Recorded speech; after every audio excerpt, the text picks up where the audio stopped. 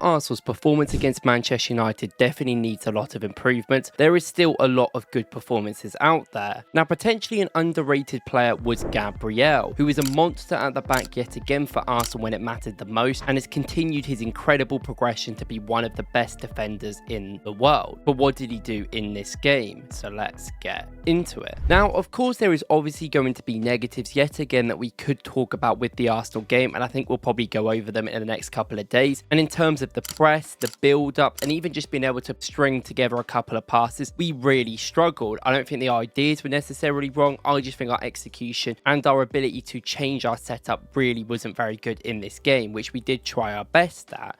Now, I think there was sloppiness all over the pitch, and I even think Gabriel, who we're talking about in this video, struggled at the start of the game to really get himself into that sort of moment. However, I do say that because later on, I think he became our main player in that defence, and one of the reasons that we can sit back like we can is because of the dominant effect that he has, which is a major part of this club's success and the future of our team. Now, talking about stuff that he did bad, I do want to mention that sometimes I do think he was a little bit rash in some of the challenges. There's a few times, obviously, was a brilliant runner for Manchester United all game, and I will give him credit for that. And there's a few times that he just ran directly at some of our players and was able to run through. Obviously, that one where he goes past half our team, runs at Gabriel, and Gabriel is not confident enough to go for the ball, ends up missing it, and ends up giving away a great chance to Cunha, who ends up shooting just at the goalkeeper. And that was the first real big lapse of mistake by Gabriel I saw. Now, despite that, I think he learned throughout the game that he needed to cover a lot more spaces and kind of got more familiar with the role that he had been given. I do think Calafiori played well in terms of an attacking sense. I think he offered a lot going forward for the team, but there's always going to be certain issues with Calafiori, such as really finding them through balls that go in behind him and really keeping the runs on these really fast players such as Mbeumo in there. Now, a few times Manchester United tried to use their outball to Mbeumo in space, which is exactly how Mbeumo was actually used at Brentford and makes a lot of sense. Now, I felt like Gabriel in this first half especially did a really good job within these spaces to kind of stop Mbeumo getting into the most keyest positions and actually getting good shots away. We know he's got a great ability at covering the wide areas anyway, and it was even better in this game with the fact that he was able to go down to the wing and cover for him multiple times, and also just make sure he could block them shots in there to make sure he couldn't get anywhere in. And a lot of the time this meant Mbeumo's shots were quite tame at the goalkeeper and quite easy for Ryan to collect, so we can continue to go. Now, the major one that everyone was obviously talking about is the one later on in the game. It's around the 60th, 70th minute of the game, and Mbeumo gets the ball in space within a box. This is a very high chance of Man United scoring from this position. Now, he cuts inside on Calafiori. Calafiori goes to ground too early. He actually just goes past Calafiori, and ultimately that space is there. Gabriel does really well to kind of hold his position the entire time. He waits and waits and waits, and even in his sense he kind of falls over but ends up putting his body in a position to block the ball, which still stops that shot going in.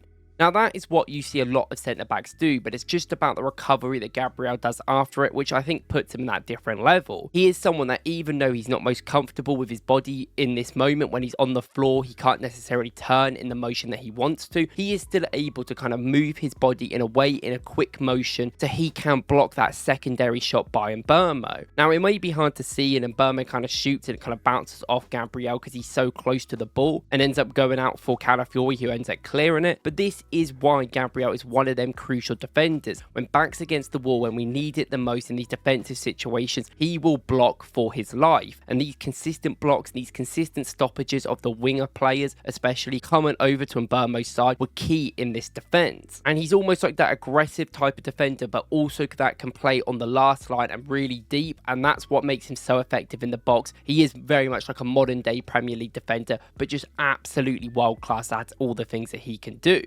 And although I felt like Mbeumo for Manchester United had a relatively decent game, I do think he was way less effective than Matheus Cunha, and I think it was because of Gabriel's incredible game that he had in that defence. And what I mean by that is, like we were saying, him keep coming over to these sort of half spaces, but he was so alert the entire game. If there was a pass, if there was a dribble coming into just that edge side of the box on the left side, he is running over and helping Calafiori and being quick on his execution. There's not many times where Gabriel leaves gaps in behind him because because he's so quick at running out that you can't pass it quick enough, and he honestly just wins the ball back in these easy motions. Now, he did this quite a lot, and I love his kind of springboard approach of being on that defensive line and then pushing up when he sees that space is already there and they've overloaded Calafiori within the box and he needs to help. But also, I just like the patience of the entire moves that he does as well. Something that I don't think Gabriel gets anywhere near enough credit for outside of Arsenal fans is the amount of patience that this guy has learned since he's come to Arsenal. When he joined Arsenal, he was this aggressive type of defender that pushes out of the line, wins the ball back, and then passes the ball off. Now, we can talk about his passing, which we will get into, which has also improved heavily. But in terms of his aggressiveness, he hasn't stopped. He has that aggressive nature. He's very good in a challenge, and in duels, he almost wins all of them because he's so calm with it. But that calmness, I do think, is the key. There is some times where Mbeumo has the ball at the edge of the box, and he could run out and go to him. Now, if he goes to him, yes, he might win the ball back. We know how good Gabriel is at doing that, but it's also a big risk. The ball could be played in behind him. Is Calafiori in the right spot to kind of cover for him? These sort of instances, and in a moment of football, you can't answer these questions. You've just got to act and do the best thing you can.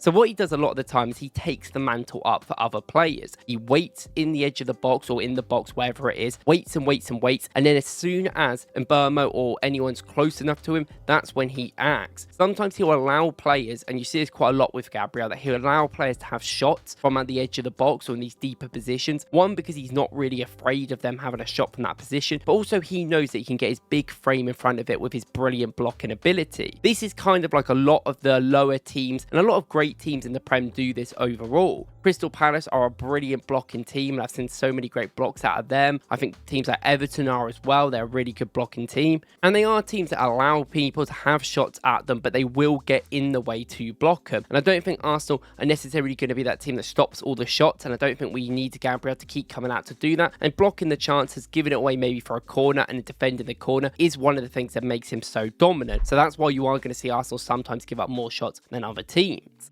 And I felt like in terms of direct play for Manchester United, it didn't work too much in terms of long balls. I know there was a lot of space, and I think obviously our midfield was a bit of a mess. Obviously our build-up, our pressing was just all a mess as well. So obviously they had the opportunity to go long quite a lot. Now, the problem is for them, when they went long, they really did struggle, especially on this left-hand side. We spoke about it in the video yesterday, but I felt like Calafiori did a great job in the air, and I think he's learned a lot from Gabriel to beside him. Gabriel just has this really good ability in the air. It's probably one of the best players in Europe at doing it. We all know it, we've all seen it before. But it's not just in both boxes, which he gets an insane amount of credit for doing them, great headers. It's all over the pitch. There's balls over the top to him, and he heads it brilliantly. And it's not about the fact he's got up and he's beaten Burma in a header, which you expect. It's the fact that he is able, in a quick motion, to head the ball straight to a midfielder to get Arsenal on the break. This is something that really helps us in terms of winning the ball back and getting into the positions we want to hopefully switch it quickly.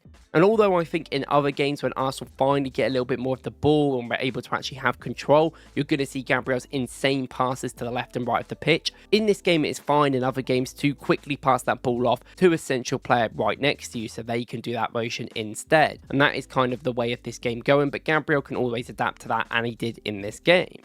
And the last big moment in this game that I really wanted to mention was one that happened in the second half as well, and it really just shows the pace that Gabriel has as well. And Mbeumo is running down the middle. Gabriel, this is where he pushes up. He actually gets a little bit caught off guard, and then they try to go in behind with a really good pass behind him for Mbeumo to run at it. Now Gabriel, yet again, patient, does so well. He holds and holds and holds off Mbeumo very well, making sure that Mbeumo basically has to go around him to win the ball, and Gabriel knows, given his size and stature, that it's just not going to be possible. And in the end, Mbeumo completely brings him down on the floor. Now, we still nearly concede from this, and the ball bounces around because for some reason the referee didn't give a foul. That's just poor refereeing. This isn't bad by Gabriel, the right thing to do, and he is fouled by Mbeumo. And it's because Gabriel just gets himself in front of these players, he holds them off and makes them do the action. He does all the simple work and makes other players against him have to do the hard work to win the ball back. And that is that sort of intelligent defending that he just didn't have when he first joined the club, and he just now does. Now, like we mentioned before, like his passing in this game wasn't the best it could be. I think there's a few times he stepped up in the defense and kind of just gave it away, and it was poor. And I think some of his long passes as well, he wasn't very confident at doing them. They didn't work as well as he can. But we know last season that his passing specifically improved a lot from the years before. And in pre-season, we're seeing how good his passing has been. And I'm sure that's just trying to get up with the feel of things. While also, I think our wingers weren't very good. So we didn't really have many great out balls, I will say, for him as well. And big things about this game that people managers don't really remember is that he had a hamstring injury. He had his torn hamstring in March or April this year, and this is his first 90 minutes he has played officially professionally since then. Away at Old Trafford, there was going to be always teething issues at the start of the game. It's going to take him time to get into the flow of it, and it did. And I definitely think stuff like passing, given our whole team was poor, I wouldn't blame on one singular player. I've said this multiple times over the last couple of days.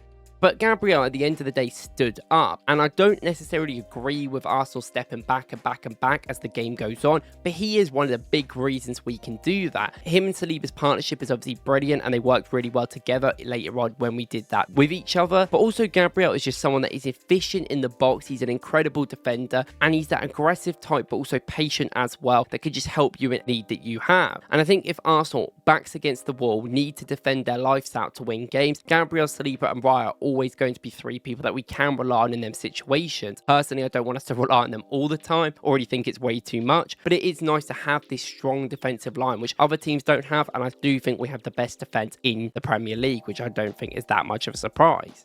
Now, you can see in his stats maybe some of the struggles he had in them forward positions. 40 touches, 2 in the opposition box, obviously 1 dribble that didn't work out, and then 2 out of 5 accurate long balls. But obviously look at his defensive work. This is ultimately what we're looking at in these sort of games for him, because we just didn't simply have the ball a lot. 1 out of 1 tackle, 3 blocks, 3 clearances, 2 headed clearances, 7 defensive contributions, 1 recovery and dribble pass once. An incredible player on the day. Look at his duel win percentage as well, like getting in loads of duels. That is a quite high win percentage overall, especially from grounds. 3 out of 5, aerial 3 out of 6, and he got fouled twice because he's very smart with the ball and makes sure that he doesn't commit them fouls away, which he used to only committing 1. It shows the progress that he's had.